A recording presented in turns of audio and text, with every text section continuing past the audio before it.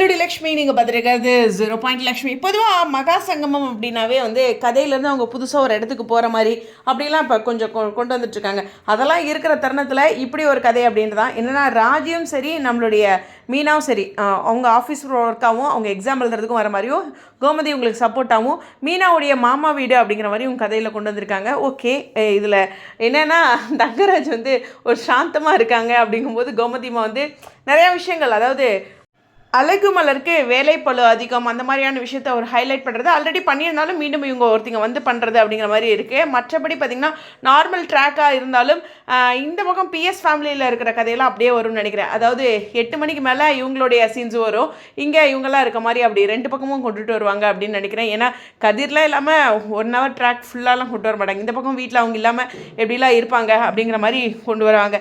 So இந்த இடத்துல கதிர் வந்து இந்த எக்ஸாமுக்கு வந்து ஒரு அழகாக சொல்லி அனுப்புனது நான் பக்கத்தில் இருக்கேன்.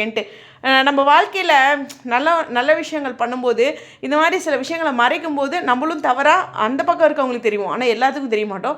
அந்த ஒரு நாள் வரும்போது இவங்களை போய் இப்படி தப்பாக நினச்சிமே அப்படிங்கிற மாதிரி ஒரு விஷயத்தை தான் கதிர் பண்ணியிருக்காரு. ஆனால் சரவணன் பண்ணதெல்லாம் நான் தப்புன்னு ரைட்டுன்னு அந்த இப்போ டாப்பிக்கே வர மாட்டேன், சுத்தமாக ஏற்றுக்கவே முடியாது. ஏன்னா இங்கே தங்கமயில் பண்ணது ஓகே, அவருக்கு எவ்வளோ வேணாலும் இருக்கலாம், ஆனால் அதுக்குள்ளே சடனாக மாறினது ஒரு அப்பா பாசமே இல்லாமல் இருக்கிறதுன்னு அவரோட சைடும் ட்ராக்கில் இருக்குது. அதனால் அந்த 8 o'clock மேலே பிஎஸோட கதை அதிகம் வரும், இந்த பக்கம் இருக்குது. அதே மாதிரி பிரவீன் பென்னட் சார் கண்டிப்பாக அவரோட மேஜிக்கை இந்த இடத்துல கிரியேட் பண்ணுவார். வெயிட் பண்ணி பார்ப்போம் இந்த வீடியோ பற்றி உங்களுடைய கருத்துக்கள். ஸோ இந்த லொக்கேஷன் வந்து ஒரு ஷூட்டிங் போட்டிருக்காங்க.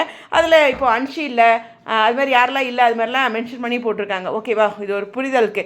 ஸோ நட்சத்திரம் இல்லை, அன்ஷி இல்லை, இந்த மாதிரின்ட்டு எல்லாம் டீ குடிச்சு ஒரு ஷாப்பில் இருக்க மாதிரி அப்டேட்டு, அவங்க ஒரு ட்ரிப் போகிற மாதிரி அப்டேட் இருக்க மாட்டிருக்கு. வெயிட் பண்ணி பார்ப்போம் இந்த வீடியோ பற்றி உங்களுடைய கருத்துக்கள். ஸ்டேடியோன்.